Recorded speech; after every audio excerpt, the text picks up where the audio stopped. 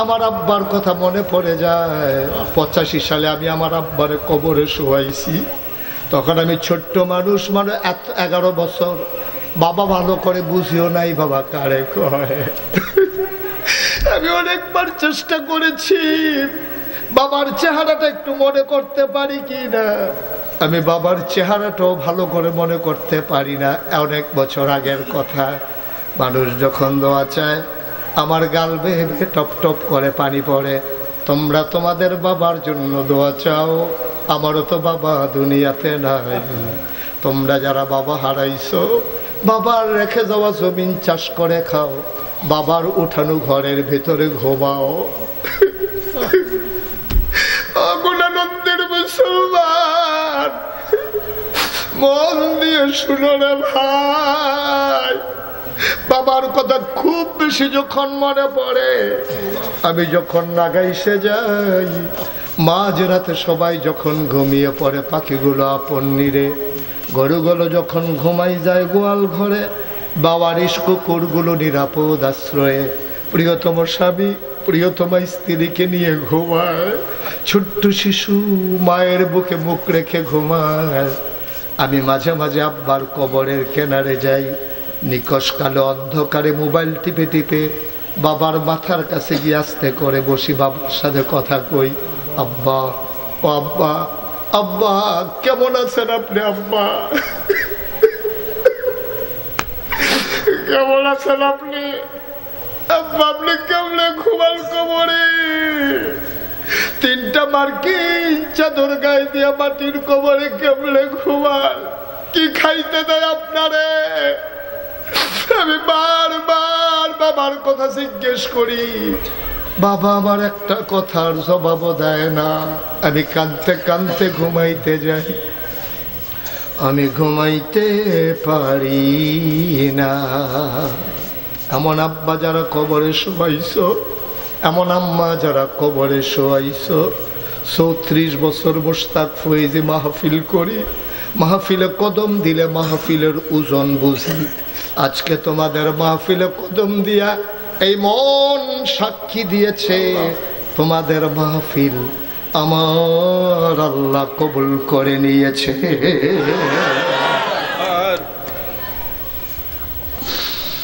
একটা লোক নড়াচড়া করিল না, হাঁটাহাঁটি করিল না। সবাই মিলে দোয়া চাই, দোয়ার বাজার সাজাও। তোমার সন্তান আছে বক্তব্য দাও। আমি বলি 5টা বছর মাদ্রাসায় পড়াও, তারপরে প্রয়োজন স্কুলে নাও, ইঞ্জিনিয়ার বানাও, ডাক্তার বানাও, তারে কোরআনের সোহবত দিয়ে নিয়ে যাও। সে যখন হালাল হারাম চিনবে, সওয়াব গুনাহ চিনবে, আল্লাহ নবী চিনবে, তারপরে তাকে তুমি ইঞ্জিনিয়ার বানাও, ডাক্তার বানাও, আমার আপত্তি নাই। আগে বানাইবা মুসলমান, তারপরে বানাইবা ডাক্তার। যদি আগে মুসলমান হয় তারপরে ডাক্তার হয়, এই ডাক্তার কোনোদিন নর্মাল ডেলিভারির জায়গায় সিজার করবে না, ঠিক কিনা? আগে বানাইবা মুসলমান, তারপরে ইঞ্জিনিয়ার, তবে ইঞ্জিনিয়ার ফাইল আটকাইয়া ঘুষ খাবে না। আগে বানাও মুসলমান, তারপরে দোকানদার, তাইলে এই সন্তান কোনোদিন ওজনে কম দেবে না। এই যে ভাই একটু বসেন না, একটু বসতে হবে। এখন না ফেসাব ধরলো 2.5 ঘন্টা রাখুন যায়। আমি ডাক্তারের লোক আলাপ করছি, বন্ধ, কিছু ক্ষতি হয় না, বন্ধ হয়, আরো ভালো হয়, ফেসাবের জায়গাটা বড় হয়। করতে হবে ফেসাব, একটা ফেসাব। এই ওয়াজের মাঝিতে আপনি উঠে গিয়ে নেন না ফেসাব, মনে ধরলে এবার ফেসাব করে নেব। আমিন কর। আগে মুসলমান বানাইবা, তারপরে কন্ট্রাক্টর বানাইবা, তাইলে জীবনে দেখবা ওই কন্ট্রাক্টারি করতে গিয়া এই 6টা 8টা 10টা বালুর লোক একটা সিমেন্ট দিত না। কারণ তে চিন্তা করবো, কেউ দেখুক আর না দেখুক, একজন দেখেন, তিনি কে? ভাইও, আব্বা যারা কবরে শোয়াইছো, আম্মা যারা কবরে শোয়াইছো, প্যান্ডেলটার ভিতরে একটা লোক চাই, মনটায় কয় সকলে লইয়া দোয়া কইরা দেই। দোয়ার আগে খালিয়াতে কেমনে আল্লাহর দরবারে আত্রা বাড়াইতাম। আত্মীয়র বাড়িতে আত্মীয় গেলেও তো খালিয়াতে যায় না, একটা প্যাকেট চিপস হইলেও না তিল্লে গেল লইয়া যায়। আল্লাহর দরবারে দেখা করবা কেমনে খালি হাতে যাইবা? একটা লোক আমার দরকার, হুজুর দোয়া করে দেন। এই মাদ্রাসা চলতে আছে, কামাল ভাই মেয়েদের মাদ্রাসা দিছে, ফলাফাইনের মাদ্রাসা দিছে। ঘরে ঘরে 1 নম্বরে ফলাফাইন মাইয়াফার মাদ্রাসাটি পাঠাইবা, 5টা বছর পড়াইয়া এরপরে অন্য জায়গাত লইয়া যাইবা। 2 নম্বর এই আব্বাজার আম্মাজার কবরে একটা লোক লাভ দিয়া দাঁড়াও, হুজুর আব্বার জন্য দোয়া চাই, আম্মার জন্য দোয়া চাই, হুজুর দোয়া করে দেন এই মাদ্রাসার জন্য। আমি দিয়ে দেব 2 লক্ষ টাকা।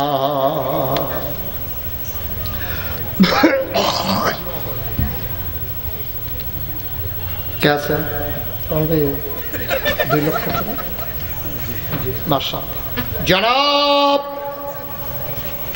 জনাব কামাল হোসেন রিপন, এটা তো আপনি কামাল হোসেন রিপন ভাই, উনি 1 নম্বরে দেবে 2 লক্ষ টাকা। বলো মারহাবা।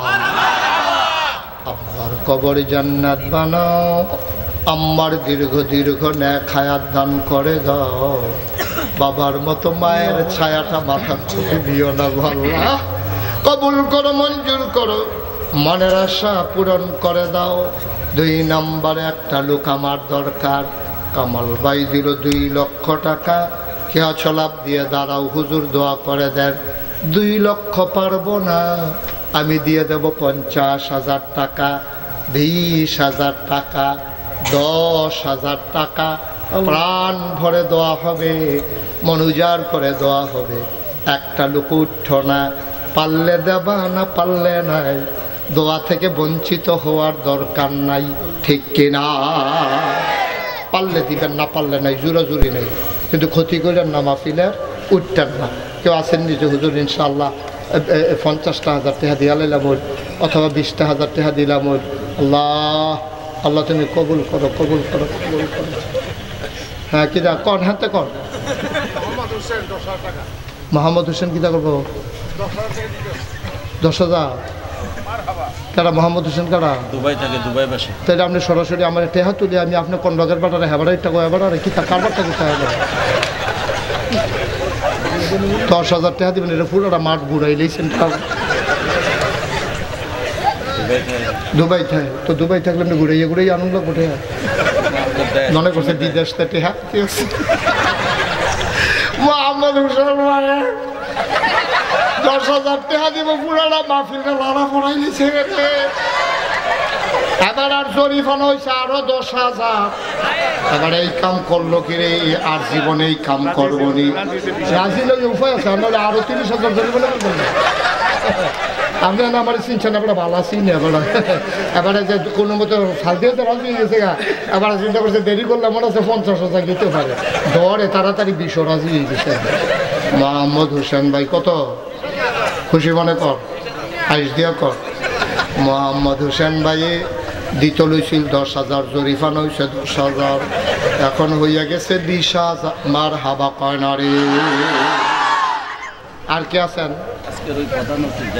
হ্যাঁ রাজল ভাই কিটা করবো, কিটা করবো?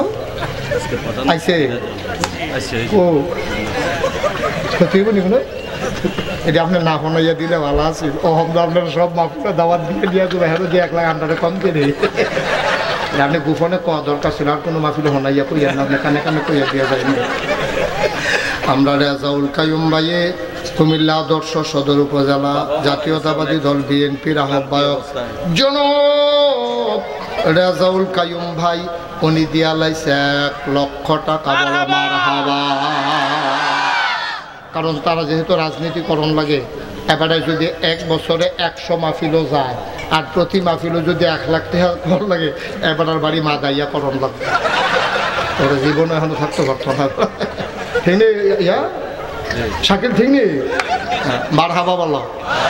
এই জন্য রাজনৈতিক নেতৃবৃন্দ টাকা দিতে হয় গোপনে, একবারে আমার কাছে। উনি যদি আমার আগে বুঝতো, আমি জীবনে ওকে জানতাম। ভিতরে ভিতরে রেখা দিলাম, বলতে হ্যাঁ বেটা গোপনে দিয়ে গেল। মারহাবা কর না কেন? জনাব ভাই, আমার ভাই উনি দিয়া দিল 1 লক্ষ টাকা কবুল করো, মঞ্জুর করো। আয় আল্লাহ 20,000 টাকা যেহেতু হেবারে কইয়ালাইছি, আরেকজন লোক লাভ সময় কম, আরেকজন লোক লাভ দিয়া দাঁড়াও, হুজুর দোয়া করে দেন আমিও দিয়ে দেব 20,000 টাকা। কিরাম আব্বা আম্মা আছেন? মোহাম্মদ জহির খান, তার আম্মা নাই। ঘরটা যখন যায় মনে হয় যেন কিছুই নাই। মা কি জিনিস রে, মা কি জিনিস বুঝবা যেদিন মা হারাইবা, তারে জিগাইও কেমন লাগে। আমার আম্মা আছে, আমি ওই দিন বাসাতে ঘুম থেকে উঠছি, দেখি আম্মা এসে আমার বাসা, আম্মা থাকে 5 তলায়, আমি 2 তলায়। আমরা 5 ভাই এক বাসার থাকি, আমরা 5 ভাই এক বিল্ডিংও। আম্মা ছোটো ভাইয়ের লগে 5 তলার থাকে। আম্মা ওই বাকি আমার ছোটো ভাই সকলে চিনে। আম্মায় 5 তলাতে কেমনে কেমনে 2 তলাত হইয়া রয়েছে। আমি তো দেখে না ইয়ারা সিফা দিয়া লইছে, যা খবর আছে। আমি যে গেলাম আম্মা কিতা সমস্যা কিতা, কয় মাহফিল ডেলি কয়টা করো। আম্মা ইয়া সময় কার মাহফিল করো কয়টা, এটা আম্মা যে বুদ্ধি আম্মা যখন গেছে কয়টা মাহফিল করো। আমি তো বুঝা লাইছি, আম্মা হুন্ডা লাইছে কয়েকটা যে করি। আম্মায় কয় তুমি 1টার বেশি মাহফিল করবা না, আবার কাম লাগলে 1টা বাদ দিয়ে 1টা করবা। কারণ 5ই আগস্টের পরে কারণে পরিবর্তনের কারণে বৈষম্য বিরোধী ছাত্র আন্দোলন, তারপরে গিয়া আমরা ফলাফাইন পেশাজীবী ডিসি সাহেব, এসপি সাহেব সকলের লগে মিটিং করতাম গিয়া, মাহফিল করতাম গিয়া, ডেইলি 5টা 6টাও করণ লাগছে। তো একটা মানুষে আসলে এটা ক্ষতিকর, অনেক ক্ষতি, আবার টের পাইতে আছে। এখন খুব কষ্ট হইতেছে। শেষ তো আর কয়েকটা দিন, রোজা ইয়া ফলে তো মাহফিল বন্ধ, কি আর লাভ কি? রোজা শুরু হওয়ার লগে লগে জায়গাও লাগবে 4 দেশ, সাউথ কোরিয়া, মালয়েশিয়া, তারপরে ওমান, তারপরে সৌদি আরব। আওনের পরে আবার মার্শাল্লাহ অন্যান্য দেশও যাওয়ানের একটা মার হাবা কর না কেন? ফিলিয়াফানা করে কোনো লাভ আছে? এদিকে মার হাবা কর। আম্মার সাথে আম্মা আছে দেখিয়া না ডাক দিয়ে কথাটা কইছে। আম্মা আছে দেখিয়া না কইছে, তারে শিখাইও মাসে নাই কেমন লাগে। আরে মা, এই মায়ের নামে আমার আদরের জহিরে দিয়া লাইছে 20,000। আরেকজন শাকিল নিব 20,000 কইছে কেনা শাকিলে। আমরা শাকিলে, বাবার নাম শামসুল আলম, আব্বা তো আছে না, আব্বা আম্মা আছেন। আমরা এই ইয়ার কি কয় কামাল ভাইয়ের ভাগিনা শাকিলে দিয়া লাইব 20,000 টাকা। বলো মার হাবা। এই মাহফিলটা তাই একটা কিছু উল্টা ফাল্টা নিয়ম দেখতে আসি। সারা জীবন দেখলাম মামুর বাড়িতে এমনি তার ফেডে উসুক ফেয়াজুটা পরনের লগে লগে তার ফেডে উসুক কমবো না বাড়বো। এর লাগিয়া তার মা ফেয়াজু খায়, তে কান্দে, তারে দেয় না। তার আব্বাই কুলো লইয়া ওই হেন রাস্তাত গেছে গা, সকলে খাইয়া টাইয়া সারসা করে তারে অন্যতম লজেন মজেন দিয়ে আনছে। এরপরেও তারে ফেয়াজু দেয় না, তারে চিরা ভিজাইয়া কলা দিয়া মাইকা দুধ দিয়া দেয়। কারণ তার মায় জানে ফেয়াজুরা তার উপকারের চাইতে ক্ষতি বেশি। এর লাগিয়া আল্লাহর মায়া, মার কলজার যে দুর্মায়া, এর চেয়ে 99 ভাগ বেশি মায়া লইয়া আল্লাহ বইয়া সুবহানাল্লাহ কয় না। আল্লাহ আন্ডারে 1 মাস না খাওয়াইয়া রাখলে কি লাভ? আল্লাহ লাভ না নিয়ে না বুঝি। তোমরা হলে ধরবো, তোমরা তো আহল কম, তোমরা ধরতে পারছো না। না খাওয়াইয়া তো না খাইয়া রাখলে কি লাভ? আমি কি লাভ এটা আমি লগে লগে কইয়া দিছি, লাআল্লাকুম তাত্তাকুন। যদি তোমরা 1 মাস না খাইয়া রোজাটা রাখতে পারো, তাইলে তোমাদের অন্তরে আল্লাহর ভয় পয়দা হবে। সুবহানাল্লাহ বলবেন না? আসলে হইছে তো, আসলে হইছে তো। 7 বছরের সুইটটা ফোলারা তে রোজা রাখছে। কামাল ভাইয়ে তার লাগিয়া গিয়া পেঁয়াজু আনছে, বুট আনছে, তরমুজ আনছে, ব্লান্ডার দেওয়া শরবত বানাইছে, বেলের শরবত, তুফমার দানা শরবত, এসবগুলি শরবত, ট্যাঙের শরবত, কত জাতের শরবত, কত মজার খানা। তার দাদি আরাম করিয়া তার লাগিয়া ইফতারি বানাইছে, ফিন্নি রানছে, সব করছে। তে কুদুর ফরে ফরে খিদার জ্বালাইছে মানুষ না, তে কুদুর ফরে ফরে ইফতারি দিয়ে সব সাজাই রাখছে। তে ধরতে গ্লাসটা লেখা আম্মা খাইলি না, আর কুতুরা এই তো ওখানে আজান দিয়া লাইব তো দৌড় দিয়ে গিয়ে টেলিভিশন সারে বারান্দার যে আজান হয়নি হুমতে আছে তাইলে তো তে ডরাইছে, তার মায়ও ডরাইছে, তার দাদায়ও ডরাইছে, ডরাইছেরা তার মায় তারে খাইতে দেয় না, তার দাদায় তারে খাইতে দেয় না, সবাই মিল্লা বইয়া রয়েছে। ফিসি দিয়া কোনো পুলিশ নাই, ফিসি দিয়া কোনো র্যাব নাই, ফিসি দিয়া কোনো গোয়েন্দা নাই, দলীয় কোনো ক্যাডার নাই, গ্রামের কোনো সর্দার নাই, এরপরেও তে খায় না। কারণ তে জানে আমি যদি আজানের আগে খাইয়া লাই, টাইম হওয়ার আগে খাইয়া লাই, কেউ দেখতো না, কেউ জিগাইতো না, কিন্তু একজন দেখে, তিনি কে? আল্লাহরে ডরাইছি দেখে ইফতারের টাইম মনের আগে খাই না, তাহলে ডরাইছি তো। আল্লাহ যেই উদ্দেশ্যে রোজা দিছে এই কাম করছি তো আমরা। মার হাবা কর না কেন? সারাটা জীবন এবার আর অভ্যাস হইলো এই সেহেরির সময় এবার দুগলা ইয়া দিয়া গুড় দিয়া কলা দিয়া লাস্টের দুধ দিয়া দুধ দিয়া মাখা দিয়া দুগলা ভাত না খাইলে এবার আর মনে হয় খানাই হইছে না। এবার এই দুধ দিয়া খেজুরের গুড় দিয়া কলা দিয়া ভাতরে বাক্যা মাত্র নলাটা দিতে আগাইতেছে, নলাটা আইতে আইতে আইতে আইতে মুহের কাছে আইছে, হঠাৎ করে মসজিদের মিনারতে ঘোষণা, সাবধান, সেহেরি খাওয়া বন্ধ করুন। এখন কি আবার নলা দিয়া লাইনা হালাই দেয়? কি আল্লাহ কি ডরটা ডরাইছে? আর কিটা ডরাইতো? আর কি ডরাইতো? আল্লাহ কইছে আল্লাহ কুম তাত্তাকুন, রোজা ফরজ করছি ডরের লাগিয়া। সে 1 মিনিট আগে খায় না, আবার হেগুল দিয়ে 1 মিনিট পরেও খায় না, নলাটা মুহের তেনিয়া নামাই সুবহানাল্লাহ কয় না রে। এখন এই জায়গাটা আমরা অবশ্যই আল্লাহরে ডরাইছি, কিন্তু আল্লাহ তো খালি সেহেরি আর ইফতারের সময় ডরানোর লেগে কইছে না। এটা হলো ট্রেনিং, এটা হলো ট্রেনিং। সারদা ট্রেনিংও নিয়া 40 বছর তোমার নিয়ে চাকরি করায়, তোমার নিয়ে সেটা দরবার হলে মিটিং কইরা তোমার আস্তে আস্তে পারফেক্ট বানাইয়া সৈনিক বানাইয়া তোমার 40 বছর বয়াইয়া বেতন দেয়। এটা হলো ট্রেনিং। ট্রেনিং রে তুমি চাকরি মনে করো না। রোজার মাস হলো ট্রেনিংয়ের মাস, চাকরি হলো বাকি 11 মাস। যেমনি ইফতারির টাইমে তুমি আল্লাহরে ডরাইছ, আজানের আগে খাইছো না, সেহেরির টাইমে যেমনি নোলারা লইয়া গেছ লাগা কইছে যে সময় শেষ আর মুহ দিছ না, ঠিক এমনি ভাবে বাকি 11 মাস এমনি আল্লাহরে ডরাইবা। ফাইলত খাইয়া ঘুষ খাইবা না, চুরি করবা না, ডাকাতি করবা না, কন্ট্রাক্টারি করতে গিয়া ব্রিজের ভিতরে রোডের বদলি বাস দিবা না। সহজ হিসাব। এটা হলো ট্রেনিং পিরিয়ড। 1 মাস তোমার ট্রেনিং দিলাম, সেহেরির পরে খাইতে দিলাম না, ইফতারের সময় 1 সেকেন্ড আগে খাইতে দিলাম না। এটা হলো তোমার একবারে বর্ডার লাইন। তোমার এমনভাবে ট্রেনিং দিয়ে পারফেক্ট প্র্যাকটিসিং মুসলিমে পরিণত করে দিলাম। বাকি 11টা মাস সারাটা জীবন যতদিন তোমার মৃত্যু না হয় এই ট্রেনিংটারে কাজে লাগাইয়া চলবা। আল্লাহর হুকুমের 1 সুতা আগেও করবা না, 1 সুতা পরেও করবা না। ঠিক ইফতারের সময় যেমনি টাইম বাইপা খাইছো, ঠিক সেহেরির সময় যেমনি বুঝা খাইছো, 12টা মাস সব দিক কাজের ভিতরে এমনি মাইপা চলবা। কথাটা কইতে চিন্তা করবা, আল্লাহ খুশি হয় না বেজার হয়। কথাটা কইতে ধমকটা দিতে চিন্তা করবা, আল্লাহ খুশি হয় না বেজার হয়। কাইটটা দিতে চিন্তা করবা, এটা কি ইসলামের মতো হয়েছে না ইসলামের বাইরে হয়েছে। রাজনীতিটা করার সময় চিন্তা করবা, আমার রাজনীতিটা আল্লাহর পক্ষে গেছে নাকি শয়তানের পক্ষে গেছে। যদি শয়তানের পক্ষে যায় তুমি আল্লাহর বিরোধিতা করলা, ঠিক কিনা কর। সহজ হিসাব, কঠিন কোনো ওয়াজের দরকার নাই। তুমি দোকানদারি করবো, ওজনে কম দিবা, তো ইফতারির সময় আল্লাহ দেখে। তুমি যাবলা ওজনে কম দাও, ভাবলা আল্লাহ দেখে না? কথা কেন আল্লাহ দেখে না? তুমি যখন 1 কেজির জায়গায় 950 গ্রাম দাও, আল্লাহ দেখে নাকি দেখে না? সুদ গুস্ত কইয়া সেটা গুস্তের ভিতরে ফেস দিয়ে যে আড্ডি দিয়া দাও, কি রে আল্লাহ দেখেনি রে? তুমি মানুষের না বাড়ি দিছ, তুমি মানুষের এটা কেমনে জানি তার গুস্ত কাটার নমুনে অন্যরকম। আড্ডি বিষয় রে ধরন জানা, রান্ধনের পরে সব আড্ডি ভাইয়া উঠে। কি শাকির আসেনি করবা? কেউ করবা? তারা যে গুস্ত কিনা সুদ গুস্ত কিনা বেঁচে দেখে যে আড্ডির লেগে গুস্ত বেচা হয় না। ঠিক ঠিক। কাস্টমারে কয় 2টা সুদ গুস্তের টুকরা দিবেন, 2 টুকরার ভিতরে 2টা যদি আড্ডি দিয়ে বইয়া থাকে তো আমরা খায়াম কিতা? কথা তো ঠিক। এবারে তো সুদ গুস্ত কিনলাম 4 দিয়ে এলো করতে, ওই যে তেমনি ফ্যাক্স দিয়ে ভিতরে বলে কি 4 দিয়ে।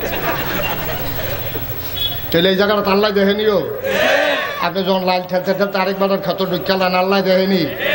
আপনি ক্ষেত কিনছেন 1 ঘন্টা 1 ঘন্টার সীমানের ভিতরে গিয়ে ফালাবো হয়েছেন, আল্লাহ দেখেনি। কি কারবার কি?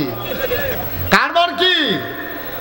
রোজার মাসে এত ডরাইলেন, 1 সেকেন্ড আগে খাইলেন না, ফাই অফিসটা গিয়ে যে আপনি কোন জাতে অনেক দিয়ালেন রোজা রাখছি নামাজ পড়া কিতা দিত আপনার কি দিত সরকারের বেতন দেন আপনারে না দান ওইটা দরকার সীমানা ফাড়ি গেছেন গা রোজা রাখা বেড়াই আপনি ঘুষের লেগে আটফাইতে রাখে যা দিবেন দিয়ালেন নামাজের টাইম যায় এটিরে কি সুবাইয়া বুটবুটি চলাই লাইমস বইটি বদলাইছে না তো এই বদলানোর জন্য 24-এর 5ই আগস্টের গণ অভ্যুত্থানে আমার ছেলেরা জীবন দিল, আমার পিচ ডালা পথ রক্তে রঞ্জিত করলো, মায়ের বুক খালি হলো, বাবার স্বপ্ন ধূলিসাৎ হলো, লাভ হলো কি সেই আমরা রয়ে গেলাম, আমাদের ভিতরে কোনো পরিবর্তন আসলো না। আমরা যদি আবার আগের মতোই শুরু করলাম তাহলে রক্তের ওলা যে রক্ত দেওয়া মানুষগুলো কিয়ামতের ময়দানে যখন আমাদের সামনে দাঁড়িয়ে যাবে লজ্জায় মুখ দেখানো যাবে না, ঠিক কিনা? আবু সাইদ যদি কিয়ামতের ময়দানে ডাক দিয়েছে, এই বাংলাদেশের 18 কোটি মানুষ, তোমরা জীবনের মায়া আছে, আমি আবু সাইদের মায়া নাই? আমার যখন বন্দুক তাক করছে আমিও তো দৌড় দিলে পারতাম, আমি তো দৌড় না দিয়ে সিনা টান টান করে খেলে রয়েছি। আমার জীবন যাক, বাংলাদেশ স্বাধীন হোক, বাংলাদেশের মানুষ মুক্তি পাক। আমি যে জীবন দিলাম তোমরা মুক্তির বদলে আরো শৃঙ্খলে আবদ্ধ করলা, তোমরা আগের মতোই চললা, তোমরা তো আর বদলাইলে না। জবাব দাও, সেদিন কি জবাব দেবেন বলেন? কি জবাব দিবেন মুগ্ধের কাছে? কি জবাব দেবেন আবু সাইদের কাছে? সেদিন এই মানুষগুলো সামনে দাঁড়িয়ে যাবে কিয়ামতের ময়দানে, লজ্জায় মুখ দেখানো যাবে না। আমি বলেছি, মুসলমান যদি পরিচয় দিতে চাও, আল্লাহকে যদি আল্লাহ বলে স্বীকার করে নাও, এ পথ কণ্টকাকীর্ণ, এ পথ কোনো কুসুমাস্তীর্ণ ছিল না। এ পথে চলতে গেলে পা হবে রক্তাক্ত, আর পিছ ডালা পথ হবে রক্তে রঞ্জিত। এ পথে যারাই চলেছে, কাশ্মীরের মুসলমানেরা পথে চলতে গিয়ে ঝিলাম নদীর পানিকে তাদের রক্তে রঞ্জিত করেছে। ওই আরাকানের মুসলমানেরা এই আল্লাহর পথে চলতে গিয়ে তারা জীবন দিয়ে নাফ নদীর পানিকে রক্তে রঞ্জিত করেছে।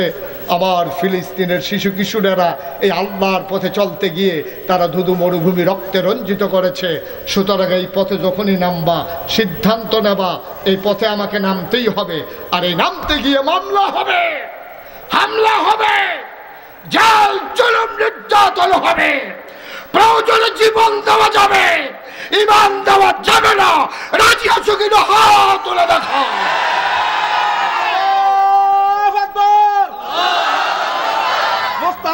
জিন্দাবাদ জিন্দাবাদ, সবাই পড়েন আমিন। এ পথে চলতে গেলে এমনই পথ, এই পথের ভিতরে শান্তি পাবা না, শান্তি পাবো ওই জান্নাতে গিয়া, ঠিক কিনা কর? শান্তি জান্নাতে, এখানে শান্তি খুঁজে লাভ নাই।